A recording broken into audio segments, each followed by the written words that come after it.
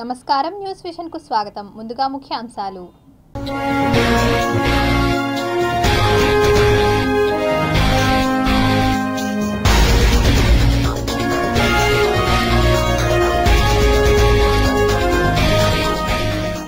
విశ్వంలో మరో భూమి లాంటి గ్రహం, శాస్త్రవేత్తల సంచలన ప్రకటన.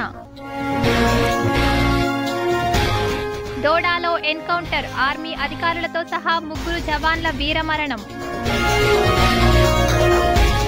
ముగిసిన ఏపీ కేబినెట్ సమావేశం, సీఎం చంద్రబాబు అధ్యక్షతన పలు కీలక నిర్ణయాలు. శ్రీవారి ఆలయంలో శాస్త్రోక్తంగా ఆనివార ఆస్థానం, వేడుకగా పుష్పపల్లకి సేవ. వ్యాపార కేంద్రాలుగా ఫుట్పాత్లు, మాఫియా కనుసన్నల్లో నగరపాలక సంస్థ. తిరుపతి ప్రజలకు కల్తీ త్రాగునీరు, భూగర్భంలో కలిసిన బయో వేస్టేజ్.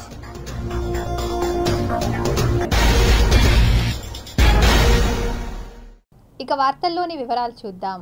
ఏపీ కేబినెట్ సమావేశం ముగిసింది. ఈ సమావేశంలో ల్యాండ్ టైటిలింగ్, ఇసుక విధానంపై కీలక నిర్ణయం తీసుకుంది AP cabinet. Land titling act రద్దు బిల్లుకు కేబినెట్ ఆమోదం తెలిపింది. కొత్త ఇసుక విధానానికి కేబినెట్ ఆమోదం తెలపడం జరిగింది. కొత్త ఇసుక పాలసీపై త్వరలో విధి విధానాలను రూపొందించనుంది చంద్రబాబు ప్రభుత్వం. అటు పౌర సరఫరాల శాఖ 2,000 కోట్ల రూపాయల రుణం తీసుకునేందుకు ప్రభుత్వ గ్యారంటీకి మంత్రివర్గం ఆమోదం తెలిపింది. రైతుల నుంచి ధాన్యం కొనుగోలు నిమిత్తం ఎన్సీడీసీ నుంచి 3,200 కోట్ల రూపాయల రుణానికి వ్యవసాయ సహకార కార్పొరేషన్కు ప్రభుత్వ గ్యారంటీకి కేబినెట్ ఆమోదం తెలిపింది. అదేవిధంగా ఈ నెల 22 నుంచి అసెంబ్లీ సమావేశాలు నిర్వహించేందుకు కేబినెట్ నిర్ణయించింది. టేబుల్ ఎజెండాగా మరికొన్ని అంశాలపైన మంత్రివర్గం చర్చించింది. అధికారంలోకి వచ్చి నెల రోజులైన దృష్ట్యా పనితీరుపైన సమీక్షించారు. ప్రజల నుంచి వస్తున్న అభిప్రాయాలపైన సమావేశంలో మంత్రులు చర్చించారు. తిరుమల శ్రీవారి ఆలయంలో మంగళవారం సాలకట్ల ఆనివార ఆస్థానం శాస్త్రోక్తంగా నిర్వహించారు. బంగారు వాకిలి ముందుగల ఘంటా మండపంలో సర్వభూపాల వాహనంలో ఉభయ దేవేరులతో కూడిన శ్రీ మలయప్ప స్వామివారు గరుత్మంతునికి అభిముఖంగా కొలువుకు వేంచేపు చేశారు. మరో పీఠంపై స్వామివారి సర్వ సైన్యాధ్యక్షుడైన శ్రీ విశ్వక్షేణుల వారు దక్షిణాభిముఖంగా వేంచేపు చేశారు. అనంతరం ఆనంద నిలయంలోని మూల విరాట్కు బంగారు వాకిలి వద్ద ఆస్థానంలో వేంచేపు చేసిన ఉత్సవమూర్తులకు ప్రత్యేక పూజలు, ప్రసాదాలు నివేదించారు. అనంతరం శ్రీ శ్రీ శ్రీ పెద్దజీఆర్ స్వామి పెద్ద వెండి తట్టలో 6 పెద్ద పట్టు వస్త్రాలను తలపై పెట్టుకుని మంగళ వాయిద్యాల నడుమ ఊరేగింపుగా విచ్చేశారు. శ్రీ శ్రీ శ్రీ చిన్నజీఆర్ స్వామి, ఈవో, ఇతర ఉన్నతాధికారులు వెంట వచ్చారు. 4 పట్టు వస్త్రాలను మూల విరాట్కు అలంకరించారు. మిగిలిన 2 వస్త్రాలలో ఒకటి మలయప్ప స్వామివారికి, మరొకటి విశ్వక్షేణుల వారికి అలంకరించారు. తదనంతరం శ్రీవారి ఆలయ ప్రధాన అర్చకులు తమ తలకు శ్రీవారి పాదవస్త్రంతో పరివట్టం కట్టుకుని స్వామివారి ద్వారా బియ్యపు దక్షిణ స్వీకరించి నిత్యైశ్వర్యోభవ అని స్వామివారిని ఆశీర్వదించారు. ఆ తర్వాత అర్చకులు శ్రీ శ్రీ శ్రీ పెద్దజీఆర్ స్వామి, శ్రీ శ్రీ శ్రీ చిన్నజీఆర్ స్వామికి, టీటీడీ తరపున ఈవోకి లచ్చన అను తాళపు చెవి గుత్తిని వరుస క్రమంలో కుడి చేతికి తగిలించారు. రూపాయి, హారతి, చందనం, తాంబూలం, తీర్థం, షటారి మర్యాదలు చేసిన అనంతరం ఆ తాళపు చెవి గుత్తిని శ్రీవారి పాదాల చెంత ఉంచడంతో ఆనివార ఆస్థానం ముగిసింది. శ్రీ బేడి ఆంజనేయ స్వామి వారి ఆలయం పక్కన గల తిరుమల శ్రీ శ్రీ శ్రీ పెద్దజీఆర్ స్వామి మఠంలో శ్రీవారి సారెకు ప్రత్యేక పూజలు నిర్వహించారు. అక్కడి నుండి తమిళనాడు దేవాదాయ శాఖ మంత్రి శేఖర్ బాబు తిరుమల శ్రీ శ్రీ శ్రీ పెద్దజీఆర్ స్వామి, శ్రీ శ్రీ శ్రీ చిన్నజీఆర్ స్వామి, టీటీడీ జేఈఓ వీరబ్రహ్మం కలిసి పట్టు వస్త్రాలను మంగళ వాయిద్యాల నడుమ ఊరేగింపుగా 4 మాడవీధుల ప్రదక్షిణగా ఆలయంలోకి తీసుకెళ్లారు. అనంతరం స్వామివారికి పట్టు వస్త్రాలు సమర్పించారు. ఈ కార్యక్రమంలో తమిళనాడు దేవాదాయ శాఖ ప్రత్యేక కార్యదర్శి కుమార గురుబాలన్, శ్రీరంగం ఆలయ జాయింట్ కమిషనర్ మారియప్పన్ తదితర అధికారులు పాల్గొన్నారు. స్వామివారికి అనివార ఆస్థానం కార్యక్రమం నిర్వహించడం జరిగింది. తమిళ కాలమానం ప్రకారం అనిమాసం రోజు లాస్ట్ రోజు కాబట్టి పవిత్రమైన దినం. ఈరోజు ఈ కార్యక్రమాన్ని నిర్వహిస్తాము. ఇంతకుముందు ఈరోజు స్వామివారికి బడ్జెట్ అంటే ఆదాయం, వ్యయం, నిల్వలు ఇవన్నీ కూడా స్వామివారికి నివేదించడం జరిగేది. ఆ తర్వాత ధర్మకర్తల మండలి వచ్చిన తర్వాత దీన్ని ఏప్రిల్ నుంచి మార్చికి మార్చడం జరిగింది. ఈరోజు ఆ కార్యక్రమాలన్నీ కూడా నిర్వహించడం జరిగింది. అలాగే ఈరోజు సాయంత్రం శ్రీదేవి భూదేవి సమేతంగా స్వామివారు పురవీధుల్లో పుష్పపల్లకి మీద ఊరేయడం జరుగుతుంది. శ్రీ గోవిందరాజస్వామి ఆలయంలో జ్యేష్ఠాభిషేకం ప్రారంభమైంది. తిరుపతి శ్రీ గోవిందరాజస్వామి వారి ఆలయంలో 3 రోజుల పాటు జరగనున్న జ్యేష్ఠాభిషేకం మంగళవారం ఘనంగా ప్రారంభమైంది. ప్రతి ఆషాఢ మాసంలో తిరుపతిలోని శ్రీ గోవిందరాజస్వామి వారికి జ్యేష్ఠాభిషేకం నిర్వహించడం ఆనవాయితీగా వస్తోంది. ఇందులో భాగంగా ఆలయంలో ప్రత్యేక కార్యక్రమాలను నిర్వహించారు. ఉదయం సుప్రభాతంతో స్వామివారిని మేల్కొల్పి కైంకర్యాలు నిర్వహించారు. శతకలశ స్నపనం మహాశాంతిహోమం చేపట్టారు. ఆలయంలోని కళ్యాణ మండపంలో శ్రీదేవి భూదేవి సమేత శ్రీ గోవిందరాజస్వామి వారి ఉత్సవమూర్తులకు స్నపన తిరుమంచనం వేడుకగా నిర్వహించారు. ఇందులో పాలు, పెరుగు, తేనె, చందనం, పసుపు, కొబ్బరి నీళ్లతో విశేషంగా అభిషేకం చేశారు. అనంతరం స్వామివారి కవచాలకు ప్రత్యేక పూజలు నిర్వహించి కవచాదివాసం చేశారు. సాయంత్రం శ్రీదేవి భూదేవి సమేత శ్రీ గోవిందరాజస్వామి వారు తిరుచిపై ఆలయ 4 మాడవీధుల్లో విహరించి భక్తులకు దర్శనమిచ్చారు.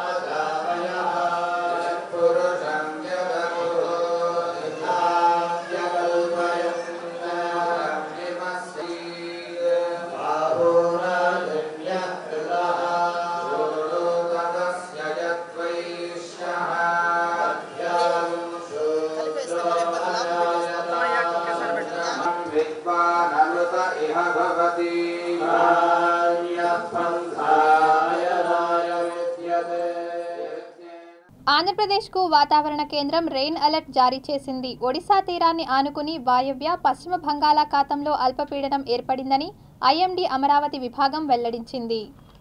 ఉపరితల ఆవర్తనం, రుతుపవన ద్రోణి కూడా కొనసాగుతున్నాయని, దీంతో బుధవారం కూడా ఏపీలో విస్తారంగా వర్షాలు పడతాయని తెలిపింది. వాయవ్య పశ్చిమ మధ్య బంగాళాఖాతంలో జూలై 19 నాటికి మరో అల్పపీడనం ఏర్పడే అవకాశాలు ఉన్నాయని కూడా తెలిపింది. ఉత్తర కోస్తా, దక్షిణ కోస్తాలో వచ్చే 3 రోజులు మోస్తారు వర్షాలు కురుస్తాయని, 1-2 చోట్ల భారీ వర్షాలు కురిసే అవకాశం ఉందని వెల్లడించింది. రాయలసీమలో మోస్తారు వర్షాలు పడతాయని ఐఎండీ అమరావతి విభాగం తెలిపింది. తీరం వెంబడి 30 నుంచి 40 కిలోమీటర్ల వేగంతో గాలులు వీస్తాయని హెచ్చరించింది. ఉభయ గోదావరి జిల్లాలు ఎన్టీఆర్, కాకినాడ, ఏలూరు, పార్వతీపురం, మన్యం, కోనసీమ, ప్రకాశం, విజయనగరం, పల్నాడు, అనకాపల్లి, కృష్ణా, బాపట్ల, నెల్లూరు, తిరుపతి, శ్రీకాకుళం, గుంటూరు జిల్లాల్లో అక్కడక్కడ పిడుగులతో కూడిన తేలికపాటి నుంచి భారీ వర్షాలు కురుస్తాయని వాతావరణ సంస్థ వివరించింది. గురు, శుక్రవారాల్లో కోస్తా జిల్లాల్లో భారీ నుంచి అతి భారీ వర్షాలు కురుస్తాయని అధికారులు అంచనా వేస్తున్నారు. సముద్రం అలజడిగా ఉంటుందని, మత్స్యకారులు వేటకు వెళ్లొద్దని హెచ్చరికలు జారీ చేశారు. భారీ వర్షాల నేపథ్యంలో అధికారులు ఇప్పటికే జిల్లాల యంత్రాంగాన్ని తగిన చర్యలు తీసుకోవాలని సూచించారు. ఉరుములతో కూడిన వర్షం పడేటప్పుడు ప్రజలు అప్రమత్తంగా ఉండాలన్నారు. వర్షాలతో పాటు పిడుగులు పడే అవకాశం ఉన్నందున పొలాల్లో పనిచేసే రైతులు, వ్యవసాయ కూలీలు, పశు గొర్రెల కాపరులు చెట్ల కింద, పోల్స్, టవర్స్ కింద బహిరంగ ప్రదేశాల్లో ఉండరాదని సూచించారు. తిరుపతి జిల్లాను గంజాయి రహిత ప్రాంతంగా చేయడమే లక్ష్యంగా పనిచేస్తున్నట్లు ఎస్పీ సుబ్బరాయుడు పేర్కొన్నారు. గంజాయి అక్రమ రవాణాను ఉపేక్షించమని, అవసరమైతే వారిపై పీడియాక్ట్ను నమోదు చేస్తామని ఎస్పీ హెచ్చరించారు. ప్రభుత్వం చాలా పర్టికులర్గా ఉంది. గాంజాని కంట్రోల్ చేయాలి. ఇది సమాజం మీద ఎక్కువ ప్రభావాన్ని చూపుతోంది. ముఖ్యంగా విద్యార్థులు, చిన్న వయసు వారు వీటికి అలవాటు పడి వారి కుటుంబాలు నాశనం అవుతున్నాయి. సో వీటి మీద ఎట్టి పరిస్థితుల్లో కూడా నిర్లక్ష్య వహించేది లేదు, ఉపేక్షించేది లేదు. గౌరవ డీజీపీ గారు ప్రభుత్వ ఆదేశాల ప్రకారం టాస్క్ ఫోర్సు, తర్వాత అడిషనల్ డీసీపీ కులశేఖర్ వారి ఆధ్వర్యంలో ఎవ్రీడే మానిటర్ చేయడం జరుగుతోంది. ఈ సెప్తో పాటు మా టాస్క్ ఫోర్స్ కూడా అందరు ఆఫీసర్స్ కూడా వీఆర్ గెటింగ్ ఇన్ఫర్మేషన్. దీంట్లో ఎవరైతే ఈ గాంజాని తరలిస్తున్నారో వారిపై ప్రత్యేక నిఘా ఏర్పాటు చేయడం జరుగుతోంది. అంతేకాకుండా వారు 1-2 సార్లు ఒకవేళ దొరికితే వీరిపై కఠిన చర్యలు తీసుకుంటూ షీట్స్ ఓపెన్ చేయడము, ఇంకా లేదంటే పీడియాక్ట్ పెట్టడం కూడా జరుగుతుంది. సో ఎవరైతే ఫ్రీక్వెంట్గా వీటిని మానకుండా మళ్ళీ ఈ అఫెన్సెస్లో ఇన్వాల్వ్ అవుతారో వారిపై పీడియాక్ట్ కూడా ప్రిపేర్ చేయడం జరుగుతుంది, వాటిపై చర్యలు తీసుకోవడం జరుగుతుంది. అంతేకాకుండా ఎవరైతే ఈ వినియోగదారులు ఉన్నారో, కన్జ్యూమర్స్ ఉన్నారో, వాళ్ళు కూడా అవకాశం ఉన్నంత వరకు ఈ పద్ధతులు మానుకోవాలని, ఒక్కసారి కన్జ్యూమర్గా దొరికితే maybe we will counsel them with the family members. So మళ్ళీ దొరికితే వారిపై కూడా షీట్స్ ఓపెన్ చేయడము, కేసెస్ రిజిస్టర్ చేయడం కూడా జరుగుతుంది. జనసేన కార్యకర్తల నాయకులను దృష్టిలో ఉంచుకొని జనసేన క్రియాశీలక సభ్యత్వ నమోదు కార్యక్రమాన్ని చేపట్టారు. తిరుపతిలోని ఓ ప్రైవేట్ హోటల్లో ఏర్పాటు చేసిన జనసేన నాయకుల క్రియాశీలక సభ్యత్వ నమోదు మహాయజ్ఞం కార్యక్రమంను నిర్వహించారు. ఈ సందర్భంగా తిరుపతి ఎమ్మెల్యే ఆరణి శ్రీనివాసులు మాట్లాడుతూ ప్రతి డివిజన్ నుండి 200 నుండి 500 మంది వరకు జనసేన సభ్యత్వం తీసుకునేలా ప్రతి డివిజన్ అధ్యక్షుడు కృషి చేయాలని, దీంతో రాబోయే రోజుల్లో జనసేనను బలోపేతం చేసేందుకు ఈ క్రియాశీలక సభ్యత్వం ఎంతగానో దోహదపడుతుందన్నారు. ఈసారి 4వ విడత మన జనసేన అధినేత గౌరవనీయులు పవన్ కళ్యాణ్ గారు ప్రతి నియోజకవర్గానికి 10,000 సభ్యత్వ నమోదు కార్యక్రమం చేయాలని చెప్పడం జరిగింది. ఖచ్చితంగా కూడా మన రాయలసీమలో 52 నియోజకవర్గాలకు గాను ఒకే ఒక నియోజకవర్గం జనసేన అభ్యర్థిగా మీ అందరి ఆశీస్సులతో అత్యధిక మెజారిటీ సాధించిన తిరుపతి ఎన్డీఏ కూటమి ఓటరు మహాశయులకు, నాయకులందరికీ, ముఖ్యంగా జన సైనికులకు, వీర మహిళలకు అందరికీ కూడా పేరు పేరున కృతజ్ఞతలు తెలియజేస్తున్నాం. తిరుపతి నగరపాలక సంస్థ కార్యాలయంలో మేయర్ డాక్టర్ శిరీష అధ్యక్షతన అధికారులతో సమీక్ష సమావేశం నిర్వహించారు. ప్రజా ఫిర్యాదుల పరిష్కార వేదికలో అందినటువంటి ఫిర్యాదులను త్వరితగతిన సంబంధిత విభాగాధిపతులు పరిష్కరించాలని, ప్రజలు ఎదుర్కొంటున్న సమస్యలను పరిష్కార దిశగా కృషి చేసి సేవలందించాలన్నారు. వర్షాకాలంలో నగరపాలక సంస్థ నుండి ప్రజలకు ఏ విధంగా సేవలందించాలి, గతంలో ఏర్పడిన సమస్యలు ఈ సంవత్సరం పునరావృతం కాకుండా ముందస్తు జాగ్రత్తలు పాటించేలా చర్యలు తీసుకోవాలన్నారు. ఇటీవల కౌన్సిల్ మీటింగ్లో ఆయా డివిజన్కు సంబంధించిన కార్పొరేటర్లు కాలనీలలో ఎదుర్కొంటున్నటువంటి సమస్యలను చర్చించి వాటిని తక్షణమే పరిష్కరించాలని, ఆ దిశగా ప్రతి ఒక్క అధికారి కృషి చేయాలన్నారు. ఈ సమీక్ష సమావేశంలో కమిషనర్ అదితి సింగ్, నగరపాలక సంస్థ మేయర్ శిరీష, అదనపు commissioner SE, ME, DE, municipal health officer యువ అన్వేష్ తదితరులు పాల్గొన్నారు. మీకు ఇంతకు ముందు ఉన్నటువంటి ఇన్హిబిషన్స్ ఏమీ ఉండవు, అందరం కలిసి పనిచేస్తామనేది వాళ్ళు క్లియర్ కట్గా కౌన్సిల్లో కూడా చెప్పడం జరిగింది. కాబట్టి వాళ్ళు చేసిన సూచనలను కూడా మనం పరిగణలోకి తీసుకొని డెఫినెట్లీ మనము కౌన్సిల్లో చేసినటువంటి తీర్మానాలన్నిటినీ కూడా ఇంప్లిమెంట్ చేసే విధంగా మనం అందరం కూడా పనిచేయాలి అనేది ఒక ముఖ్య ఉద్దేశం. అట్లాగే ఇంకా పారిశుద్ధ్య విషయానికి వస్తే, ఇంకా వర్షాకాలంలో ఖచ్చితంగా మనం డెఫినెట్లీ అంటే స్ట్రిక్ట్ పాలసీస్తో ముందుకు వెళ్ళాలి. లేకపోతే ఇప్పుడు హెల్త్ ప్రాబ్లమ్స్ ఇష్యూస్ ఎక్కువ ఉన్నాయి. ఎక్కడ చూసినా పేపర్లో ఇదే ఇష్యూస్, అంటే డయేరియా కావచ్చు, dengue, vector born diseases, malaria, dengue ఇట్లాంటివి కావచ్చు, food poisoning cases, water infected వల్ల వచ్చే కేసెస్ చాలా చోట్ల ఉన్నాయి. కాబట్టి సో ఆల్రెడీ మీకు కమిషనర్ గారు నాకు తెలిసి కంటిన్యూస్ సర్వేలెన్స్ మీదనే ఉన్నారు. మీటింగ్స్ తర్వాత కాన్ఫరెన్స్ అన్ని తీసుకుంటున్నారు. ఘాట్ రోడ్లో ద్విచక్ర వాహనదారుల ప్రమాదాల నివారణలో భాగంగా ప్రత్యేక అవగాహన కార్యక్రమాన్ని నిర్వహించారు తిరుమల సిఐ శ్రీరాములు. తిరుమల ఘాట్ రోడ్లో ప్రమాదాల నివారణలో భాగంగా తరచూ జరుగుతున్న ద్విచక్ర వాహనాల ప్రమాదాల నుండి వాహనదారులకు ప్రత్యేక అవగాహన కార్యక్రమాన్ని తిరుమల ట్రాఫిక్ సిఐ శ్రీరాములు నిర్వహించారు. ఇందులో భాగంగా హెల్మెట్ లేకుండా ప్రయాణిస్తున్న ద్విచక్ర వాహనదారులను ఆపి వారికి హెల్మెట్ ధరించడం వలన కలిగే ప్రయోజనాలను గురించి వివరించారు. హెల్మెట్ లేకుండా ప్రయాణిస్తున్న వారిని ఆపి వారి చేత హెల్మెట్ ధరింపజేశారు. ప్రతి ఒక్కరు కూడా హెల్మెట్ ధరించే వాహనం నడపాలని చెప్పి చాలా స్ట్రిక్ట్గా ఉత్తర్వులు ఇచ్చింది. దానిలో భాగంగా తిరుమల ట్రాఫిక్ సిఐ మేము మా సిబ్బంది ప్రతిరోజు కూడా ప్రజలకు అవగాహన కార్యక్రమం ఏర్పాటు చేస్తున్నాం. ఎవరైతే హెల్మెట్ లోపల పెట్టుకొని అలాగే వెళ్తుంటారో వాళ్ళకు ఆపి హెల్మెట్ పెట్టించి పంపిస్తుంటాము. నేను చెప్పేది ఏమంటే ప్రజలందరూ కూడా, ప్రతి ఒక్కరు కూడా హెల్మెట్ అనేది ఖచ్చితంగా ధరిస్తే ఏదైనా ప్రమాదం జరిగినప్పుడు కానీ ఈ హెల్మెట్ ఉంటే తలకు మేజర్ ఇంజరీస్ కలగకపోతే ప్రాణాపాయం అనేది ఉండదు. కాబట్టి ప్రతి ఒక్కరు కూడా హెల్మెట్ ధరించాలి. హెల్మెట్తోనే మన తలను మనం కాపాడుకోవాలని చెప్పి అందరినీ అవేర్ చేస్తున్నాము. తిరుమల నుంచి తిరుపతికి వచ్చేది కానీ పోయేది కానీ ఘాట్ రోడ్లు కొన్ని మలుపులతో కూడుకొని ఉంటుంది. కాబట్టి ఎక్కువ స్పీడ్గా వెళ్ళినట్టయితే స్కిడ్ అయ్యే అవకాశం ఉంటుంది. కాబట్టి ప్రతి ఒక్కరూ కూడా తగినటువంటి స్పీడ్ మాత్రమే ఉపయోగించి గమ్యాన్ని చేరుకోవాలని ఇందుముఖంగా తెలియజేస్తున్నాము. ఎవరు కూడా అతి వేగంగా వెళ్తే జారిపడే ప్రమాదం ఉంది. కొన్నిసార్లు బ్రేకులు ఫెయిల్ అయితే ఎన్నో బండ్లు సేఫ్టీ వాళ్ళకు గుద్దుకొని ఆగిపోయినాయి. అందువల్ల ప్రతి ఒక్కరు కూడా ప్రతి డ్రైవర్ కూడా తమ కుటుంబ సభ్యుల్ని మనసులో పెట్టుకొని డ్రైవింగ్ చేయాలి. ఎటువంటి ప్రమాదానికి గురి కాకుండా వాళ్ళు తగు జాగ్రత్తలు తీసుకోవాలని కోరుతున్నాను. తిరుపతి జిల్లాలో అతిసార కేసులు పెరుగుతుండడం ఆందోళన కలిగిస్తోంది. గత కొద్ది రోజులుగా తిరుపతి జిల్లాలో డయేరియా పంజా విసురుతోంది. గత నెల నుంచి ఇప్పటి వరకు అతిసార సంబంధిత లక్షణాలతో 500 మందికి పైగా అస్వస్థతకు లోనయ్యారు. పలువురు బాధితులు స్థానికంగా ఉన్న ప్రాథమిక ఆరోగ్య కేంద్రాలు, ఏరియా ఆసుపత్రుల్లో చేరి చికిత్స తీసుకుంటుండగా సీరియస్ కేసులు మాత్రం తిరుపతి రుయా హాస్పిటల్కి తరలిస్తున్నారు. అతిసార ప్రబలడానికి ప్రధాన కారణం కలుషిత త్రాగునీరు, కలుషిత ఆహారంతోనే వ్యాధి సోకుతుంది. గత వారం రోజులుగా ప్రతిరోజు జిల్లాలోని వివిధ ప్రాంతాల నుంచి తిరుపతి రుయా ఆసుపత్రికి పదుల సంఖ్యలో డయేరియా కేసులు వస్తున్నాయి.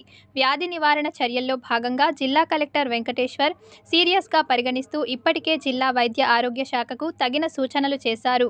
ప్రాథమిక ఆరోగ్య కేంద్రాల్లో డయేరియా ఐసోలేషన్ వార్డులను ఏర్పాటు చేశారు. అలాగే అత్యవసర పరిస్థితుల్లో ఉన్న రోగులను రుయా నుంచి ప్రైవేట్ ఆసుపత్రులకు తరలించి వైద్య సేవలు అందించాలని సూచించారు. తీవ్ర అస్వస్థతకు గురైన రోగులకు ఎప్పటికప్పుడు వైద్య సేవలను అందిస్తూ వారికి అవసరమైన మందులను పంపిణీ చేస్తున్నామని రుయా సూపరింటెండెంట్ డాక్టర్ రవిప్రభు తెలిపారు.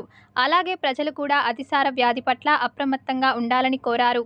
ప్రస్తుతం రుయా ఆసుపత్రిలో 5 మాత్రమే చికిత్స పొందుతున్నారని, పూర్తిగా కోలుకున్న తర్వాత వారిని అబ్జర్వేషన్లో ఉంచి ఆ తర్వాత ఇళ్లకు పంపుతామని తెలిపారు. తిరుపతి లాంటి ఆధ్యాత్మిక క్షేత్రంలో ఫుట్పాత్లు ఆక్రమణకు గురవుతున్నాయి. పట్టించుకోవాల్సిన అధికారులు మిన్నకుండిపోవడంతో చిరు వ్యాపారస్తులు యథేచ్ఛగా ఆక్రమించేస్తున్నారు. తిరుపతి ఆధ్యాత్మిక నగరానికి స్వామివారి దర్శనార్థం దేశం నలుమూలల నుండి తిరుపతికి విచ్చేస్తుంటారు. విచ్చేసిన యాత్రికులు నడిచేందుకు వెసులుబాటు లేకుండా ఎక్కడ పడితే అక్కడ ఫుట్పాత్లను ఆక్రమించి పాదచారులు నడిచేందుకు వీలు లేకుండా టిఫిన్ సెంటర్లు, జ్యూస్ సెంటర్లు, టెంకాయ బండి వంటివి ఏర్పాటు చేసి యాత్రికులను ఇబ్బందులకు గురిచేస్తున్నారు. తిరుపతిలోని పలు పార్టీ నాయకులకు చెందిన వారి అండదండలతో ఫుట్పాత్లను ఆక్రమించుకొని రోజు వారు చందాలను వసూలు చేస్తున్నారు అనే నానుడి లేకపోలేదు. అటుగా వెళ్తున్న మున్సిపల్ అధికారులు, ప్రభుత్వ రంగ సిబ్బంది, పలు శాఖలకు సంబంధించిన అధికారులు నడిచేందుకు వీలుగా వేసిన ఫుట్పాత్ ఆక్రమణపై తమకు సంబంధం లేదు అనే విధంగా వ్యవహరించడం బాధాకరమని నగరవాసులు వాపోతున్నారు. కొత్తగా అధికారులు బాధ్యతలు చేపట్టినప్పుడు ఇన్స్పెక్షన్ పేరుతో వెళ్లి అక్కడ ఉన్నటువంటి తోపుడు బండ్ల దారులకు ఫైన్లు విధించడం ఆ తర్వాత యథామామూలుగా అయిపోయాయని, ఇప్పటికైనా మున్సిపల్ శాఖ అధికారులు స్పందించి వాటిని తొలగించేలా లేదా వారికి మద్దతిస్తున్న నాయకులను పిలిపించి తొలగించే ప్రయత్నం చేయాలని తిరుపతి నగరవాసులు అధికారులను విన్నవిస్తున్నారు. పాదచారులు నడవాల్సిన చోట ఈ వ్యాపారానికి సంబంధించినటువంటి కార్యకలాపాలు ఏర్పాటు చేయడం వల్ల ఆ దారుల్లో ప్రయాణించేటువంటి ప్రయాణికులు లేదా పాదచారులు మెయిన్ రోడ్లోకి వస్తుండడం వల్ల అక్కడ అనేక రకాలైనటువంటి ప్రమాదాలు జరుగుతూ ఉన్నాయి.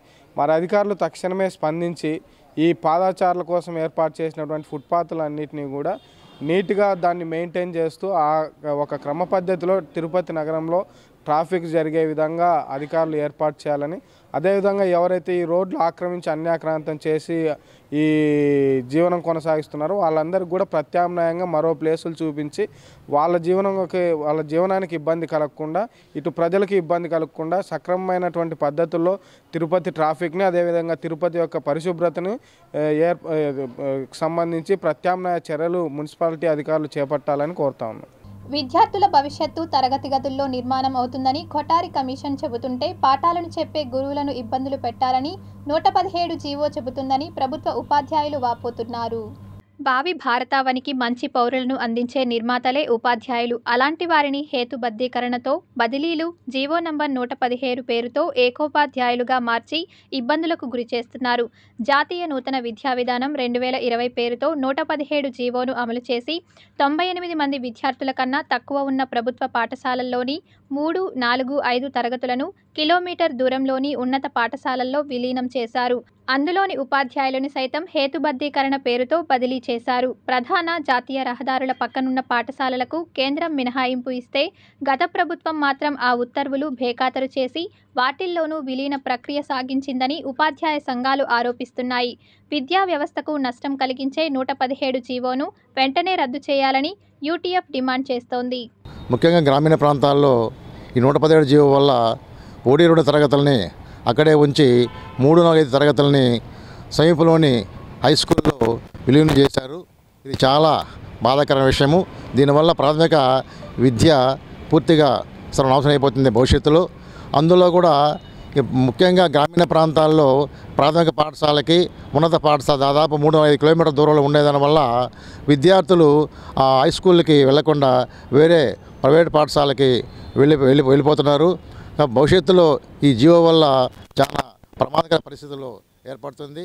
ముస్లింలు భక్తి శ్రద్ధలతో జరుపుకునే రంజాన్, బక్రీద్ తర్వాత వచ్చే ముఖ్యమైన పండుగలలో మొహరం పండుగను తిరుపతిలో అంగరంగ వైభవంగా నిర్వహించుకుంటున్నారు. తిరుపతిలోని గాలివీధి, బండ్ల వీధి, చింతకాయల వీధి, పెద్ద మసీదు వీధి వద్ద పీర్ల చావిడిలో పీర్లను ఏర్పాటు చేసి భక్తి శ్రద్ధలతో ప్రవక్త బోధనలను వినిపిస్తుంటారు. ముస్లిం మత పెద్దల ఆధ్వర్యంలో ప్రత్యేక ప్రార్థనలు చేస్తూ పీర్ల యొక్క విశిష్టతను తెలుపుతుంటారు. పీర్ల చావిడికి వచ్చే భక్తులు పీర్లకు చక్కెర చదివింపులు చేయించి మొక్కులు చెల్లించుకోవడంతో పాటు పీర్ల చావిడి వద్ద 3 రోజుల పాటు అగ్నిగుండాన్ని బాగా వెలిగించి ఉత్సవాలను ఘనంగా నిర్వహిస్తూ ఉంటారు. కుల మతాలకు అతీతంగా జరుపుకునే ఈ మొహరం పండుగలో పెద్ద ఎత్తున భక్తాదులు విచ్చేసి పీర్ల ఏర్పాట్లో భాగస్వామ్యం అవుతుంటారు. ఈ సందర్భంగా ప్రభుత్వ ఖాజీ సయ్యద్ షఫీ అహ్మద్ ఖాద్రీ సిటీ కేబుల్తో మాట్లాడుతూ పీర్ల దేవుళ్ల ప్రతిమలు ఊరేగించి తమ సంతాపం ప్రకటిస్తారు. మహమ్మద్ ప్రవక్త అధర్మాన్ని, అన్యాయాన్ని వ్యతిరేకించి ధర్మం కోసం ప్రతి ఒక్కరూ పాటుపడాలని, ప్రజలందరూ సుఖ సంతోషాలతో ప్రశాంతంగా జీవనం కొనసాగించాలని ఆకాంక్షించాలని ఆయన తెలిపారు. కావున మొహరం 10వ రోజు మేము ఉపవాసాలు ఉండి ఆ అల్లా నామస్మరణ చేస్తూ దీక్షతో ఆ ఇమామే హుసేన్ పేరు మీద వారి కుటుంబ సభ్యుల మీద అన్నదానము చేస్తూ ప్రసాదాలు ఇస్తూ అందరినీ కూడా పలకరిస్తూ మేము ఎంతవంటి శత్రువు అయినా కూడా ప్రేమతో ఆప్యాయంగా ఆలింగనం చేసుకుంటామనే విధానాన్ని తెలిపేదే ఈ మొహరం అని మీ ద్వారా నేను తెలియజేస్తున్నాను. కేవలం ఈరోజు దేశానికి కూడా అవసరం ఉంది. ప్రేమ, అనురాగము, అభిమానంతోనే మనం బతకాలి. ప్రేమ తప్ప ఈ జీవితంలో ఏమీ లేదు. మనిషి ఖాళీ చేతులతో వచ్చాడు, మళ్ళా తిరిగి ఖాళీ చేతులతోనే వెళ్తాడని ఈ సిద్ధాంతాన్ని అందరూ నమ్మాలని మిమ్మల్ని కోరుతున్నాను. హాస్పిటల్స్లోని బయోమెడికల్ వేస్ట్ ద్వారా భూమిలోకి ఇంకిన నీరు త్రాగి ప్రజలు రోగాల బారిన పడాల్సిన దుస్థితి తిరుపతి ప్రజానికానికి ఏర్పడింది. మెడికల్ కాలేజ్ నుండి ఈ పక్కన ఉన్న చిన్నపిల్లల హాస్పిటల్ నుండి, ఎమర్జెన్సీ నుండి, వీటి నుంచి వచ్చే వేస్టేజ్ వాటర్ ఎలా భూమిలోకి ఇంకి గ్రౌండ్లోకి వెళ్ళిపోయి ఈ విధంగా మంచినీటి గుంటని కలుషితం చేస్తుందో స్వయంగా చూపించడం జరిగింది. హెల్త్ మినిస్టర్ కూడా దీంట్లో జోక్యం చేసుకొని తిరుపతిలో ఇంత దారుణమైన ఇంత పెద్ద సమస్యని మీరందరూ చొరవ తీసుకొని పరిష్కరించాలని ఈ సందర్భంగా కోరుకుంటున్నాను. విజువల్స్లో మీరు స్వయంగా చూడవచ్చు. ఇక్కడ ఒక్కటి కూడా సరిగా లేదు. మొత్తం భూమిలోకి మొత్తం ఇక్కడున్న ఈ ఆపరేషన్ చేసిన వాటర్ కానీ, డెలివరీ చేసినట్టు కానీ, ఇంకా రకరకాలుగా అనేకమైన వ్యర్థాలు ఈ భూమిలోకి వెళ్ళిపోయి బౌలర్స్ ద్వారా మంచినీళ్ళ గుంటలోకి చేరిపోతున్నాయి. వాటి ద్వారా కిందున్న బోర్లకి వచ్చి ప్రజల ఆరోగ్యంతో ఆటలాడుకుంటున్నారు. ఇక్కడి నుంచి నేను డైరెక్ట్గా అప్పీల్ చేస్తున్నాను ఎమ్మెల్యే గారికి, అలాగే మంత్రి గారికి, దయచేసి ఈ సమస్య పైన చొరవ చూపించండి, మా అందరి ఆరోగ్యాన్ని కాపాడండి. Tirupati gold jewellery and silver merchants association సమాచారం మేరకు తిరుపతి లోకల్ బులియన్ మార్కెట్లో బంగారం, వెండి ధరలు ఇలా ఉంటాయి. 24 క్యారెట్ల అపరంచి బంగారం 10 గ్రాముల ధర 76,280 రూపాయలు. 22 క్యారెట్ల బంగారం 1 గ్రాము ధర 6,813 రూపాయలు. వెండి 1 కేజీ ధర 94,900 రూపాయలు. రీటైల్ వెండి 1 గ్రాము ధర 96 రూపాయల 90 పైసలుగా ఉంటుంది. వార్తలు ముగించే ముందు ముఖ్యాంశాలు మరోసారి.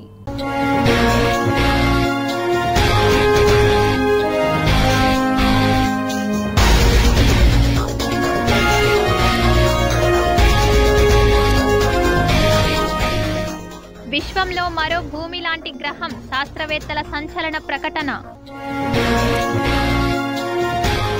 దోడాలో ఎన్కౌంటర్, ఆర్మీ అధికారులతో సహా 3 జవాన్ల వీరమరణం. ముగిసిన ఏపీ కేబినెట్ సమావేశం, సీఎం చంద్రబాబు అధ్యక్షతన పలు కీలక నిర్ణయాలు. శ్రీవారి స్వామివారి ఆలయంలో శాస్త్రోక్తంగా ఆనివార ఆస్థానం వేడుకగా పుష్పపల్లకి సేవ. వ్యాపార కేంద్రాలుగా ఫుట్పాత్లు, మాఫియా కనుసన్నల్లో నగరపాలక సంస్థ. తిరుపతి ప్రజలకు కల్తీ త్రాగునీరు, భూగర్భంలో కలిసిన బయో వేస్టేజ్.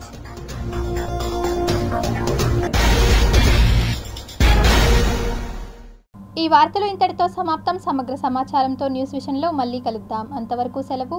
నమస్కారం.